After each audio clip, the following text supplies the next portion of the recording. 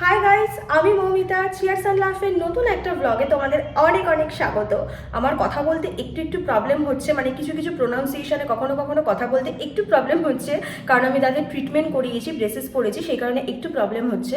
তো সেই ক্লাস 6 থেকে আমি ভাবতাম যে ট্রিটমেন্ট করাবো। অ্যাকচুয়ালি আমার ওপরের দাঁতে সামনের দাঁত দুটো একটু উঁচু ছিল, তো সেই 6 থেকে ভাবতাম যে আমি ট্রিটমেন্ট করাবো। আর তখন না বাবার কাছে অহেতুক বায়নাও করতাম, তো বাবা বলতে যে না, একদম ফালতু পয়সা খরচা করতে হবে না। তো তারপর থেকে যখন আস্তে আস্তে একটু বড় হলাম, ভাবলাম যে না, নিজের উপার্জনে নিজের শখটা পূরণ করা উচিত। তো সেই কারণেই এত বছর ওয়েট করেছিলাম। এখন কলেজ পাস আউট হয়ে গেছি, সেই 6 থেকে ভাবতে ভাবতে কলেজ পাস আউট হয়ে গেছি, আর এত বছর পরে গিয়ে আমি ট্রিটমেন্টটা করাতে পারলাম। তো তাই এখন একটু একটু অসুবিধে হয় কথা বলতে, প্লাস খেতেও একটু অসুবিধে হচ্ছে, কারণ অনেক কিছুই এখন খাওয়া বারণ, সব কিছুই আমাকে একটু লিকুইড টাইপের বা একটু গলা গলা জিনিসই খেতে হচ্ছে।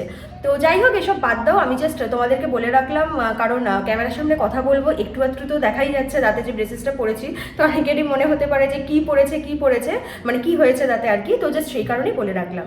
তো আমি আজকে একটা কেক বানাবো, তো সেই কেকের রেসিপিটা তোমাদের সঙ্গে শেয়ার করব। তো সন্ধ্যেবেলাতে বেরোবো, দু একটা জিনিস কেনার আছে, সেগুলো কিনে আনবো, আর তারপর কেকটা বানাতে বানাতে তোমাদের সঙ্গে আবার গল্প করব। তো এখন বিকেল 4টে বাজে, এখনও স্নান টান করিনি, তো এখন স্নানটা ঝটপট করে নেবো, আর সন্ধে হতে না হতে জিনিসপত্রগুলো ঝটপট করে কিনে এনে কেকটা বানানো স্টার্ট করব। আজকে আমি বানাবো ক্যারট কেক, আর এই কেকটা আজকে আমি ফার্স্ট টাইমে বানাচ্ছি। তো সেই কারণে ফার্স্টে আমি গাজরটাকে গ্রেট করে নিচ্ছি। অ্যাকচুয়ালি কেকটা বানানোর কারণ হলো, আমি ওই খেলার দিনে যে কেকটা বানিয়ে নিয়ে গেছিলাম সেটার মধ্যে ডিম দেওয়া ছিল, আর সেদিন একটা দাদার ভেজ থাকার কারণে, মানে সেদিন ছট পুজো ছিল, তাই দাদাটা সেদিন কেকটা খেতে পারিনি। তো স্পেশালি আজকের এই কেকটা আমি ব্রিজদারের জন্যই বানিয়ে পাঠাচ্ছি, বাট যেহেতু অফিসে পাঠাচ্ছি তাই কিন্তু সবাই মিলেই খাবে, সবার জন্যই একেবারে পাঠাবো।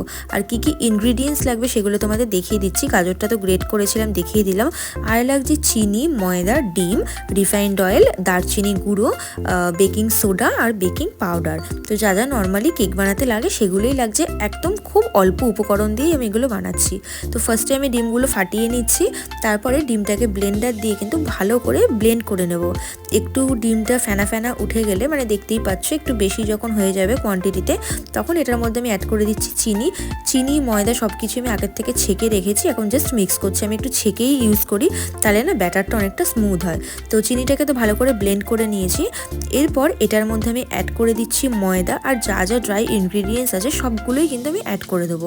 এরপর দিয়ে দিচ্ছি বেকিং পাউডারটাকে ছেঁকে নিলাম, আর তারপর দিয়ে দিচ্ছি বেকিং সোডাটাকেও কিন্তু আমি ছেঁকে নিলাম, আর দারচিনির গুঁড়োটা এবার দিয়ে ছেঁকে নিচ্ছি। এরপর সমস্ত কিছুকে ভালো করে মিক্স করে নেব। আর হ্যাঁ, এখন অ্যাড করে দিচ্ছি আমি রিফাইন্ড অয়েল। আগের দিনের কেকটা আমি বাটার দিয়ে বানিয়েছিলাম, ওটা অ্যাকচুয়ালি বাটার কেকই ছিল, বাট এটা আমি রিফাইন্ড অয়েল দিয়ে বানাচ্ছি। তো সমস্ত ইনগ্রিডিয়েন্টসগুলো দিয়ে ভালো করে ব্লেন্ডার দিয়ে আমি ব্লেন্ড করে নিচ্ছি। দেখতেই পাচ্ছ একটা টেক্সচারটা কিন্তু বেশ ক্রিমি হয়ে গেছে। তো এরপর এটার মধ্যে আমি গ্রেট করা গাজরটাকে অ্যাড করে দিয়ে স্প্যাচুলার সাহায্যে ভালো করে মিক্স করে নেব। এখন আর আমি কিন্তু কোনো রকম ব্লেন্ডার ইউজ করব না, তো নর্মালি স্প্যাচুলার সাহায্যে এটাকে মিক্স করে নেব। অ্যান্ড দেন আমি একটা মোল্ড নিয়ে নিচ্ছি। মোল্ডটার মধ্যে আমি অলরেডি একটা অয়েল ব্রাশ করে নিয়েছি। তো এই মোলটার মধ্যেই আমি ব্যাটারটাকে ঢেলে দেবো, মানে পুরোটা এটার মধ্যে ঢালবো না, কারণ পুরোটা এটার মধ্যে ধরবেও না। তো কিছুটা এটার মধ্যে অ্যাড করলাম, আর কিছুটাই ছোট একটা টিন ছিল, তো এটার মধ্যে অ্যাড করলাম। এবার কেকটা বেক করার পর তোমাদেরকে আমি দেখাচ্ছি যে কেমন দেখতে হয়েছে। আর আমি না ছুরি দিয়ে দেখেছিলাম বলে মাঝখানটা ওরকম একটা কাট হয়ে গেছে। তো এবার আমি তোমাদেরকে কেকটা বার করে দেখাচ্ছি যে কেকটা কীরকম হয়েছে।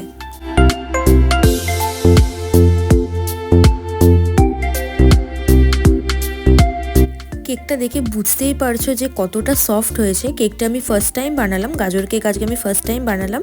এবার সবাই খেয়ে বলতে পারবে যে কীরকম টেস্ট হয়েছে। আর এটার মধ্যে তো কোনো এসেন্স ইউজ করিনি, এটাতে কিন্তু দারচিনির গুঁড়োটাই অ্যাড হয়েছে, তো সেটাতেই কিন্তু একটা ফ্লেভার আসবে, আর গাজরেরও একটা ফ্লেভার আসবে। তো কেকগুলোকে আমি পিস করে কেটে নিচ্ছি, আর কেটে এবার আমি বক্সের মধ্যে সব কিছুকে ভরে নেব। আর দেখো, আমি একটা পিস তোমাদেরকে তুলেও দেখাচ্ছি কতটা সফট হয়েছে। আশা করি খেতেও বেশ ভালোই হবে। আর বাবাকে বলেছিলাম মিষ্টির দোকান দিয়ে একটা বক্স নিয়ে আসতে, কারণ আমি না, আমার কাছে ছোট ছোট বক্সগুলো আর নেই। আমি শুধুমাত্র ওই দিন কেক নিয়ে যাব বলেই ছোট বক্স কিনেছিলাম। আমার কাছে সব বড় বড় বক্স আছে, ক্রিম কেকের বক্সগুলো। তো সেই কারণে বাবাই একটা বক্স নিয়ে এসেছে, সবার জন্য আমি কেকগুলো সাজিয়ে দিলাম, মানে অফিসে নিয়ে যাওয়ার জন্য। তো এটা এখন আমি রাজদীপকে দিয়ে দেবো। আর টিফিন বক্সে আমি একটু দিদির জন্য কেক পাঠিয়ে দিচ্ছি। আশিসদা আমাদের বাড়িতে এসেছে, তো সেই কারণে দিদিকে তো সচরাচর কেক দেওয়া হয় না, আর ভালোই হলো, ভালো টাইমেই এসেছে, তো ওর জন্য কয়েকটা কেক পাঠিয়ে দিলাম। আর এই টিফিন বক্সের মধ্যে আমি রাজদীপের মা মানে কাকিমার জন্য একটু কেক পাঠিয়ে দিচ্ছি। আর এখন দিয়ে আসবো জেঠিকে একটা কেক। আমি যখন যাই বানাই না কেন জেঠিকে একটু করে দিয়ে আসে, জেঠি টেস্ট করে বলে যে কেমন খেতে হয়েছে। আর এটা তো ফার্স্ট টাইমই আমি বানালাম। তো আর ওই যে 3টে কেক দেখছো ওটা মা আর বাবা মিলে খেয়ে নেবে। নাও একটা খেয়ে নিয়ে বলো। এই এটা আমার না, এটা তো সবার আছে, দেখো। Thank you thank you thank you मुझे बाइक ही बोल रहा। अरे ऐसा नहीं दिया है भाई, जो बोला है सच बोल। सच ही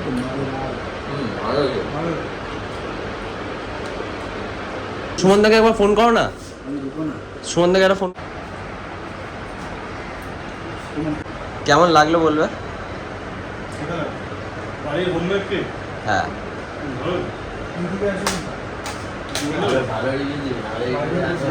না না, ওরকম কোনো ব্যাপার নেই, যেটা যেমন সেটা তেমন। সবাই খেয়েছে, দুটো তোমার, আর একটাও তোমার আছে, আর একটাও তোমার। হ্যাঁ এটাও তোমার, যেটা ভাঙছে।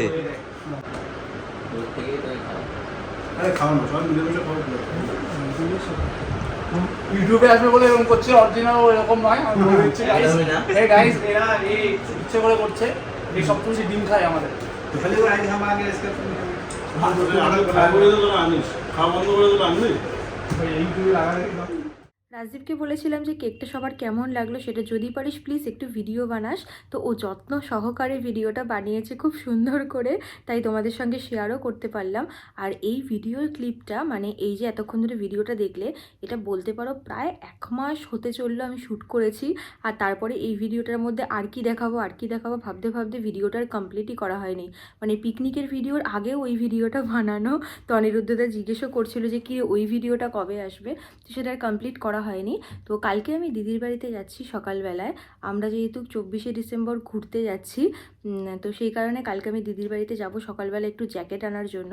তো ভাবলাম যে তাহলে দুদিনের ভিডিওটা মানে এই ভিডিওটার সঙ্গেই দিদির বাড়ি যখন যাবো ব্লগ তো করবোই, তো সেটা একসাথেই অ্যাটাচ করে দেবো। তো এখন অনেকটা রাত হয়ে গেছে, তাড়াতাড়ি করে ঘুমিয়ে পড়বো। আর একটু আস্তে আস্তে কথা বলছি, শীতকাল বুঝতেই পারছো, মানে একদম চারিদিক নিস্তব্ধ। আর এখন প্রায় 12টা বাজে, তো তাড়াতাড়ি ঘুমিয়ে পড়বো, আর লেট করবো না কারণ ভোরবেলায় উঠতে হবে। তো একদম সকালে উঠে আবার ব্লগটা স্টার্ট করব। চলো টাটা।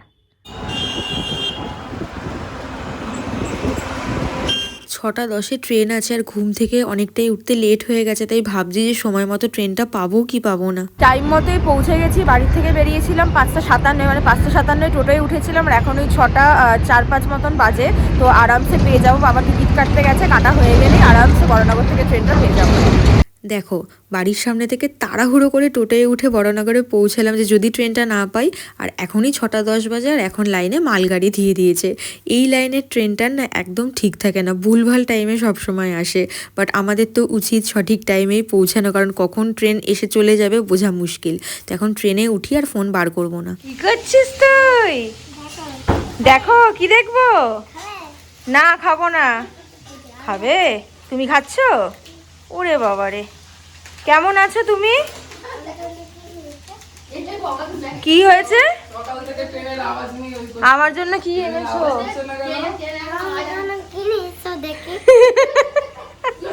কিচ্ছু আনিনি তোর জন্য, আমি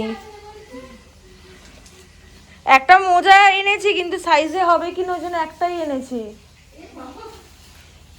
কিচ্ছু আনিনি তোর জন্য। খাবার আনিনি।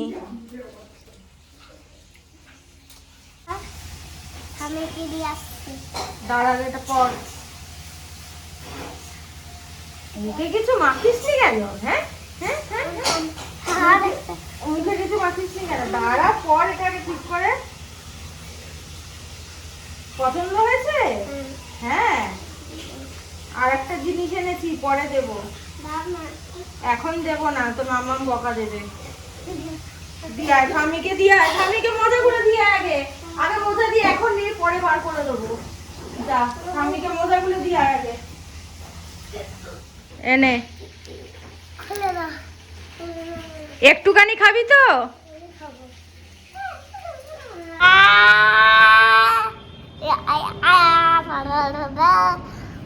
আর আসতে না আসতে ওর সঙ্গে খেলতে হবে। আমি একটু ফোন ঘাঁটছিলাম, আমাকে বারবার বলছে তুমি ফোনটা রাখো, আমার সঙ্গে গাড়িতে চাপো। ওকে এখন গাড়িতে চেপে পিঠে নিয়ে ঘুরতে হবে, আর ওরই একটা ছোট্ট গাড়ি আমি চালাচ্ছি। স্নান করে খাওয়া দাওয়া করে একটু বাইরে বসে রোদ পোহাচ্ছি, বেশ ভালো লাগছে, রোদটা গায়ে পড়ছে। আর ফোনে চার্জ নেই, চার্জ দিতে পারছি না, কারণ দিদিদের এখানে কারেন্ট চলে গেছে, সেই কারণে চার্জ দিতে পারছি না। তো এখন একটুখানি ঘুমাবো, তারপর বিকেলে উঠে দিদিদের পাশেই একদম কাছেই বাড়ির সামনে একটা পার্লার আছে, তো সেখানে যাব একটু ফেসিয়াল করাতে। আমি ফেসিয়াল কিট কিনেই এনেছি, তো যদি কারেন্ট চলে আসে ততক্ষণে মানে বিকেলে যাওয়ার আগে, তাহলে চার্জ দিয়ে ভিডিও শ্যুট করতে পারবা। যদি কারেন্ট না আসে তাহলে চার্জও দিতে পারবো না, আর ভিডিওটা শ্যুটও করতে পারবো না। দেখা যাক শেষ পর্যন্ত কি হয়। তো এখন যাই, গিয়ে একটু ঘুমিয়ে নিই, খুব ঘুমও পাচ্ছে। ঠিক সময় কারেন্ট চলেও এসেছে, আর আমি ফোনটা চার্জ দিয়ে পার্লারে চলেও এসেছি। ফার্স্টে আইব্রোটা করে নিচ্ছি, আর দিদিটা ভীষণ ধীরে সুস্থে কিন্তু কাজ করছে, খুবই ভালো বিহেভিয়ার। আর আমার না খুব ভয় ছিল যে আমি এবারে আপার লিপটা করতে পারবো কিনা, কারণ দাঁতে তো হালকা ব্যথা আছেই। তো দিদিকে আমি বলেছিলাম যে একটু আস্তে আস্তে করো, তো দিদি কিন্তু ভীষণ ধৈর্য ধরে করেছে। অনেক জায়গাতেই আপার লিপ করেছি, অনেক জায়গাতে না খুব বেশি মুখ একদম এঁকিয়ে বেঁকিয়ে আপার লিপ করতে হয়, বাট এখানে আমাকে বেশি মুখও বেঁকাতে হয়নি, আর খুব সুন্দরভাবে ক্লিনও হয়েছে। আর এবার অলরেডি ফেসিয়াল করা স্টার্টও করে দিয়েছে। এতক্ষণ তো ভিডিওটা আমি শ্যুট করছিলাম, বাট দিদি অফিস থেকে চলে এসেছে, আর আসার পথে একবার ঘুরে গেল যে বোন সঠিক জায়গায় পৌঁছেছে কিনা। যদিও বাড়ির একদম পাশেই, দিদি বলেই দিয়েছিল আগের থেকে দিদিকে, তো সেই কারণে আমি দিদিকে বললাম তুই তাহলে একটুখানি শ্যুট করে দে। তো ও জাস্ট একটুখানি আমাকে ভিডিওটা বানিয়ে দিচ্ছে। ও এতক্ষণ থাকবে না, আমার তো সময় লাগবে, সবে ফেসিয়ালটা শুরু হয়েছে। তো ও বাড়িতে চলে যাবে, আর আমি ফেসিয়ালটা করে বাড়ি যাব। সমস্ত রকম রূপচর্চা হয়ে গেছে, এবারে খুব ফুচকা খেতে ইচ্ছে করছিল। তো আমি তো ফুচকা খেতে পারবো না, তাই এসেছি চুরমুর নিতে। বলছি ছোলা ছাড়া টক জল দিয়ে একটু নরম করে মেখে দেবে, হ্যাঁ ছোলা ছাড়া।